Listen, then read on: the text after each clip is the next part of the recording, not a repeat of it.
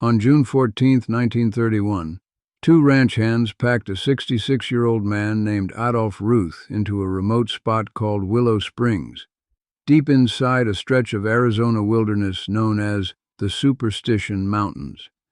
Ruth was a retired government veterinarian from Washington, D.C., overweight, out of shape for that terrain. Carrying a set of old maps he believed would lead him to one of the most famous lost treasures in American history. The ranch owner, a man named Tex Barkley, had tried to talk him out of it. It was June. Daytime temperatures in that country routinely climb past 100 degrees, and the ground Ruth was walking into is some of the most disorienting, broken, canyon-cut terrain in the American Southwest. Barkley was away selling cattle when his own men, against his judgment, packed Ruth in anyway. 6 days later, Barkley rode out to check on him and found the camp abandoned. Ruth was gone. What followed was a 45-day search, local ranchers, sheriff's deputies, eventually aircraft. It turned up nothing. 6 months later, in December, a search party's dog started baying at something under a small tree. It was Ruth's skull. His full remains wouldn't be found until the following January, nearly 3/4 of a mile away. And to this day, nobody agrees on exactly how he died. Today we're going to talk about the mountain range that produced that story, and dozens like it, why its terrain is genuinely more dangerous than it looks from a distance, and the handful of hard rules that old desert prospectors developed to survive country that has swallowed searchers for over a century. The Superstition Mountains sit east of Phoenix, Arizona, and from a highway pull-off, they don't look like much more than a dramatic backdrop. Jagged, reddish peaks rising out of the desert floor. What that view doesn't show you is what's inside them. The range was formed by ancient volcanic activity, layers of hardened ash and lava flow, eroded over millions of years into an interior landscape of narrow canyons, sheer cliff faces, and mesas that all tend to look remarkably similar to each other from ground level. Ridgelines that appear distinct on a map blur together once you're actually standing among them. Canyons split, dead end, and double back in ways that don't match what a hiker's memory tells them should be true. People with real wilderness experience, hunters, ranchers, even other prospectors who'd spent years in that exact range, have gotten seriously lost inside the superstitions, and more than a few never found their way back out at all. Add heat to that maze, and the danger compounds fast. Summer temperatures in the lower elevations regularly exceed 110 degrees, almost no reliable shade, only a handful of water sources, most of them seasonal, meaning they can be full after a spring rain and bone dry by June. Flash floods are the other hidden threat, sudden, violent, capable of turning a dry wash into a wall of moving water and debris within minutes of a storm that might be happening on a ridge miles away and completely out of sight of someone standing in the canyon below. A person can walk into a narrow slot canyon under a clear sky and have no warning at all that they've placed themselves directly in the path of a flood generated by rain they never even saw fall. Local Apache people who knew that country long before prospectors arrived largely avoided extended stays deep in the range, and the stories that grew up around why have hardened into legend over the generations. Tales of a thunder god, cursed ground guarding hidden gold. Strip the supernatural framing away, though, and what's left underneath is a much more practical truth. That terrain kills people through heat, disorientation, and flash flooding, with enough regularity that avoiding it whenever possible was, and still is, simple good sense. None of that danger has ever been enough to keep people away, because the Superstition Mountains carry one of the most persistent treasure legends in American history, the story of the lost Dutchman's mine. The core of the legend traces back to claims of a rich gold mine first worked by the Peralta family of Mexico in the early 19th century, and later, according to the most common version of the story, rediscovered and worked secretly by a German immigrant prospector named Jacob Waltz, sometime in the mid to late 1800s. Waltz, who picked up the nickname the Dutchman, a common mistranslation of Deutsch, supposedly kept the mine's exact location a closely guarded secret for decades. And on his deathbed in 1891, he is said to have described its location to a woman who had cared for him, sparking more than a century of treasure hunters trying to piece together clues from second-hand accounts, cryptic maps of dubious origin, and stories that have been embellished, contradicted, and retold so many times that separating the historical Jacob Waltz from the legend built on top of him has become close to impossible. What matters for our purposes isn't whether the mine itself is real. What matters is what that legend has done to the people who've gone looking for it. For more than 100 years, prospectors and amateur treasure hunters have walked into that maze of volcanic canyons chasing gold that may or may not exist. And a genuinely alarming number of them have never walked back out, or have come out only after searches that stretched for weeks. The exact death toll attributed to the search for the lost Dutchman's mine gets wildly exaggerated in popular retellings, some versions claiming numbers that no verified record actually supports. And that exaggeration is itself part of the legend's staying power.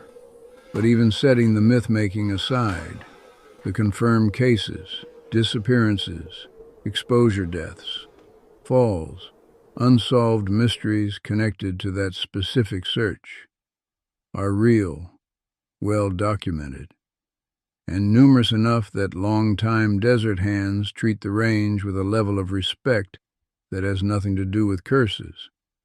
The prospectors who worked that country seriously, the ones who went in year after year and came back out every single time, operated by a set of hard rules. Most of them learned the same way most desert survival knowledge gets learned, through near misses that could easily have gone the other way. The first rule was almost identical to what any experienced desert hand anywhere in that country would tell you. Never go in alone, and if you absolutely must, tell someone exactly where, and exactly when you expect to be back. Adolph Ruth broke this rule in the worst possible way. He went in with a physical condition that worried the men who packed him in, into terrain he'd never navigated before, largely on his own, once his escorts left him at camp. The second rule concerned water, and specifically distrust of the map. A prospector working that range didn't assume a spring marked from a previous trip or described in someone else's notes would still be flowing. Seasonal water sources in that terrain can vanish entirely within weeks, and a plan built around a water source that turns out to be dry in heat that regularly tops 100 degrees can kill a person within a single day. Serious prospectors carried more water than they believed they'd need, cached extra supplies at fixed points along their planned route before heading deeper in, and treated every marked water source as a possibility, rather than a guarantee. The third rule was about landmarks, and it's one that trips up experienced outdoors people from entirely different terrain, who assume their skills will transfer directly. In most wilderness settings, a distinctive peak or ridgeline serves as a reliable reference point for staying oriented. In the superstitions, the repetitive, similar-looking volcanic ridgelines actively undermine that instinct.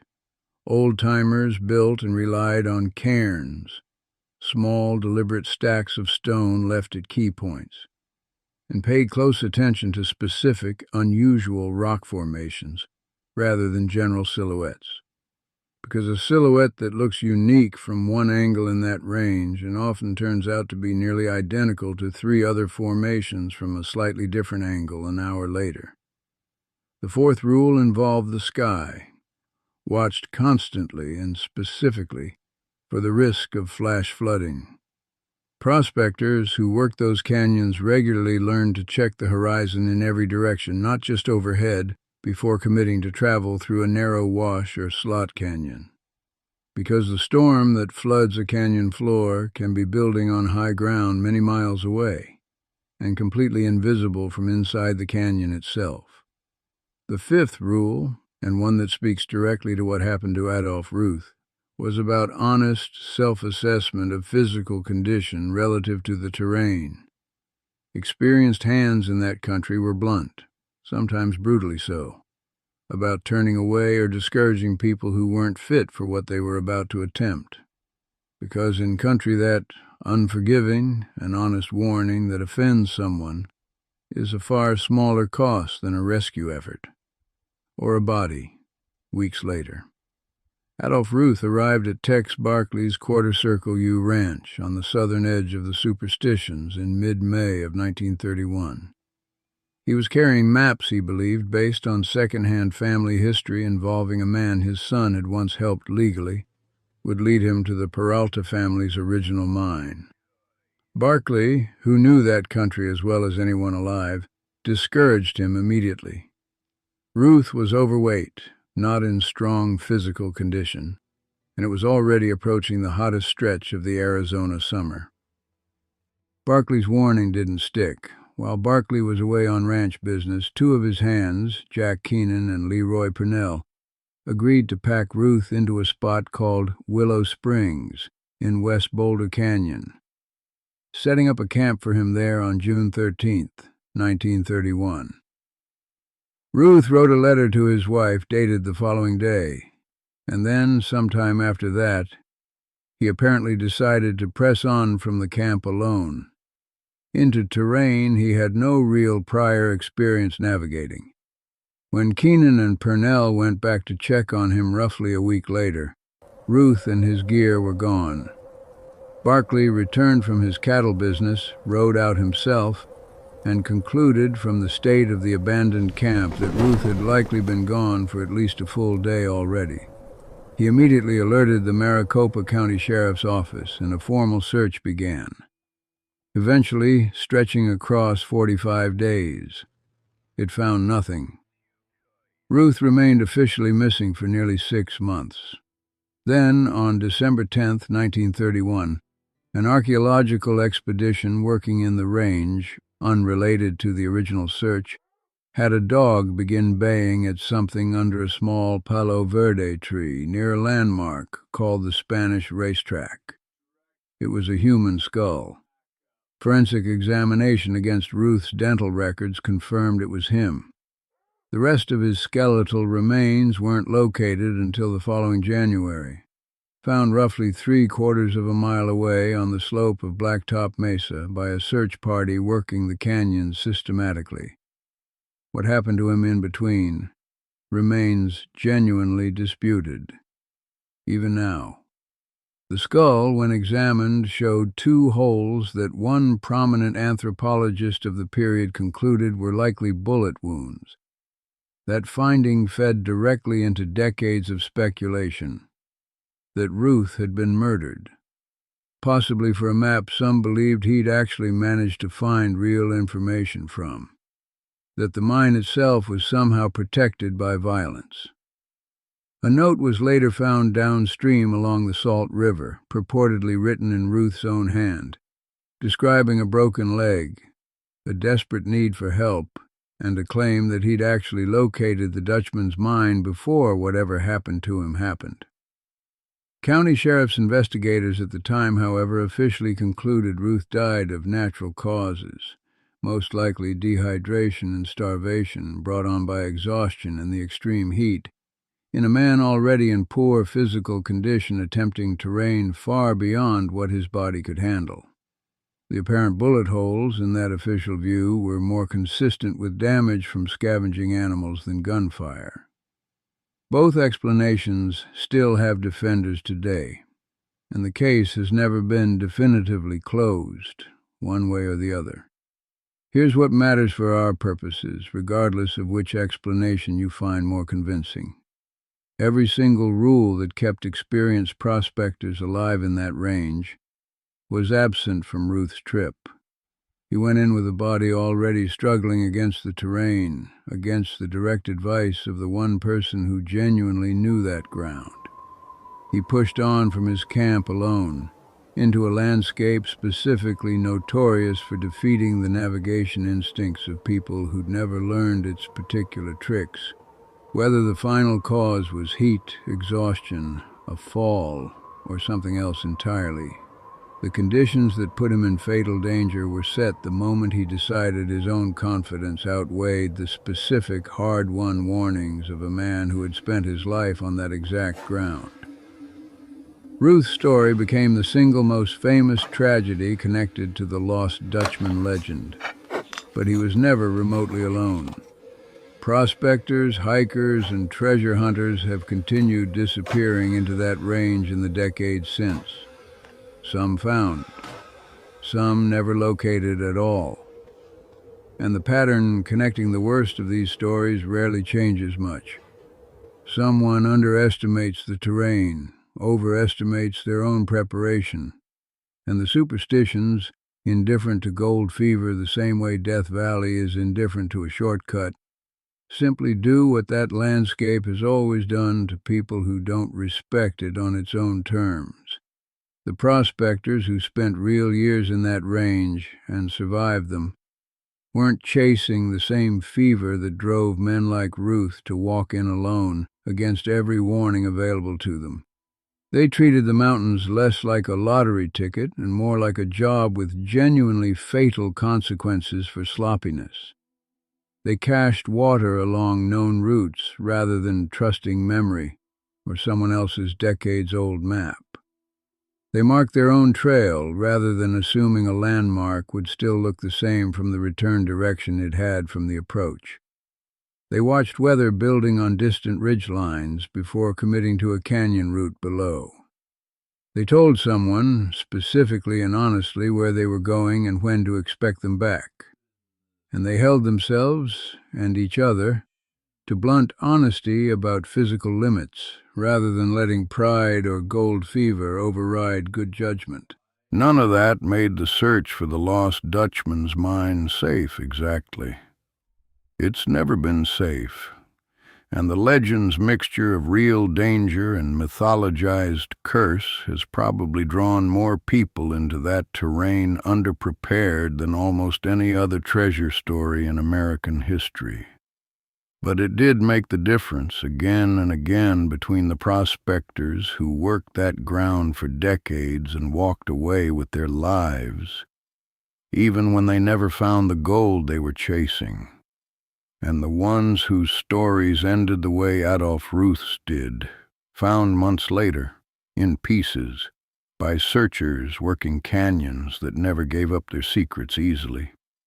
Nobody has ever definitively located the mine Jacob Waltz supposedly worked, if it ever existed at all in the form the legend describes.